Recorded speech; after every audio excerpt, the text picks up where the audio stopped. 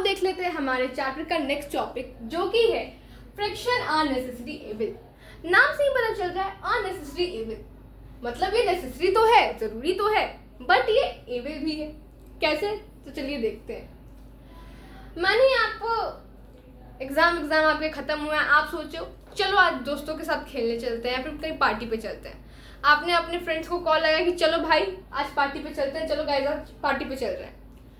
आप मस्त एकदम खुशी से उछलते कूदते गए कि हाँ चलो आज दोस्तों के साथ पार्टी करनी है। लेकिन आपके भाई बहनों ने, आपके छोटे भाई बहन ने क्या किया था, गेट के पास, आपके मेन गेट के पास बनाना का जो पील होता है, जो केले के छिलके हुए होते हैं, वो खा के फेंक दिए थे। अब आप तो एकदम मस्ती में कि हाँ पार्टी करने जाना है हमें, आप जा रहे हो, लेकिन बाई चांस आपका जो पैर है उस बनाना पील पे पड़ गया, तो क्या होगा?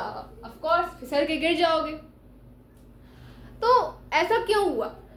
जमीन की जो सरफेस थी वो तो रफ थी, लेकिन आपका पैर उस टाइम जब बनाना पील पे पड़ा तो उस टाइम सबसे नीचे वाली सरफेस आपके पैर की पे क्या हो गया था? बनाना पील था। तो बनाना पील तो स्मूथ है, लेकिन जो लैंड का सरफेस, जो फ्लोर का सरफेस है वो भले ही रफ है, लेकिन बनाना पील स्मूथ है, तो अच्छे से यहाँ पे फ्रिक्शन नहीं हुई, इसीलिए आप गिर गए। तो यहाँ पे क्यों ऐसा हुआ? फ्रिक्शन की वजह से हुआ, फ्रिक्शन नहीं था।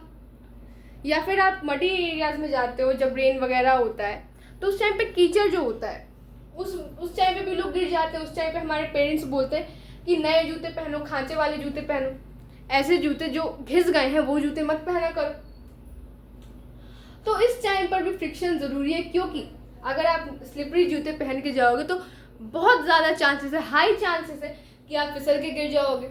ऐसे तो ग्रुप्स वाले में भी अगर ठीक से नहीं चलोगे तो चांसेस हैं, लेकिन तब भी उसमें उतने भी चांसेस नहीं रहते। तो यहाँ पे फ्रिक्शन ज़रूरी है।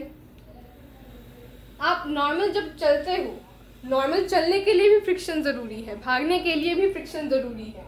इनफैक्ट आप कॉपी पे लिखते हो अपने, उसके लिए भी फ्रिक्शन ज़रूरी है।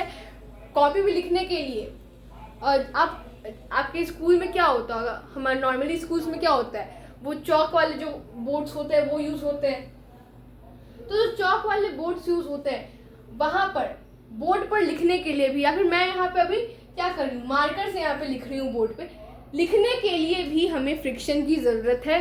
बिना फ्रिक्शन के एकदम छोटा सा टास्क, हम चल नहीं सकते, हम लिख नहीं सकते, हम इनफैक्ट भाग नहीं सकते, हम कुछ नहीं कर सकते। अब इतनी सारी इसकी यूजेस है, ये तो तब बहुत नेसेसरी हुआ। तो अब ये इवेल कैसे? हमारे जो जूते, अब मानिए हमने कोई नए जूते खरीदे हैं, बहुत हमें वो जूते अच्छे लगते हैं, लेकिन एक टाइम पर पहनते पहनते पहनते पहनते क्या होगा, उसके जो नीचे के सोल्स हैं वो क्या होंगे, वो घिस जाएंगे, वो स्लिपरी हो जाएंगे। ऐसा क्यों हुआ? हम तो उसको घिसने नहीं बैठे थे कि हाँ चलो आज इसको घिसा जाता है, इसको आज स्लिपरी बनाना है, ऐसा तो हुआ नहीं था। तो ये क्यों हुआ? हम जब ज़मीन पे चलते थे, जब हम ज़मीन पे चल रहे थे, उस टाइम पर उसकी जो जूते की सोल्स थी उसकी सरफेस पे फ्रिक्शन लगा, एंड दैट्स वाई वो घिस गई। या फिर हम जब स्क्रू को भी हम किसी वुडन बोर्ड में लगाते हैं या फिर दीवार में लगाते हैं, उस टाइम उसको होल्ड करने के लिए भी फ्रिक्शन की ज़रूरत पड़ती है। लेकिन कुछ टाइम के बाद हम देखते हैं कि जो स्क्रू है वो क्या होता है, वो घिस जाता है। क्यों? अब जिस तरह इसको होल्ड होने के लिए फ्रिक्शन की ज़रूरत थी, उसी तरह फ्रिक्शन ने ही उसको घिस भी दिया, उसको क्या किया, उसको एकदम रब भी कर दिया। या फिर आप एक और एग्जांपल ले लो, एक और एग्जांपल आपको बॉल बेयरिंग का ले लो। बॉल बेयरिंग में क्या होता है, मैं आपको आने वाली वीडियोस में बताऊंगी कि बॉल बेयरिंग काम मेनली कैसे करती है। लेकिन बॉल बेयरिंग आप अभी एक तरह समझो, एक सिंपल टूल है जो कि क्या होता है, जो कि फैक्ट्रीज वगैरह में यूज़ होता है। हैवी सामान जो होते हैं, हैवी चीज़ें जो होती है, हैवी मटेरियल होती है, उनको उठाने के लिए बॉल बेयरिंग का यूज़ किया जाता है। बेसिकली बॉल बेयरिंग में होता कुछ नहीं है, वो जो ऐसे मेटल का रिंग रहता है, उसके अंदर एक और रिंग रहता है, एंड इन रिंग्स के अंदर में बॉल्स होती हैं, एंड इन बॉल्स की हेल्प से जो फ्रिक्शन होता है वो एकदम रिड्यूस हो जाता है। तो वो कैसे काम करता है वो मैं अपनी आने वाली वीडियोस में आपको बताऊंगी। खैर ये अभी थोड़ा सा आपको समझाना था। तो वो जो बॉल बेरिंग्स होती हैं वो घिस जाती हैं। कौन करता है ये सब? फ्रिक्शन ही करता है। तो फ्रिक्शन के बहुत सारे यूजेस हैं, लेकिन जिस तरह हर चीज़ की अगर एडवांटेजेस होती हैं तो डिसएडवांटेजेस भी होती हैं, उसी तरह हमारे फ्रिक्शन भैया की भी कुछ अननेसेसरी थिंग्स भी हैं, कुछ एडवांटेजेस भी हैं तो कुछ डिसएडवांटेजेस भी हैं, इसीलिए ये नेसेसरी इविल इनको कहा गया है।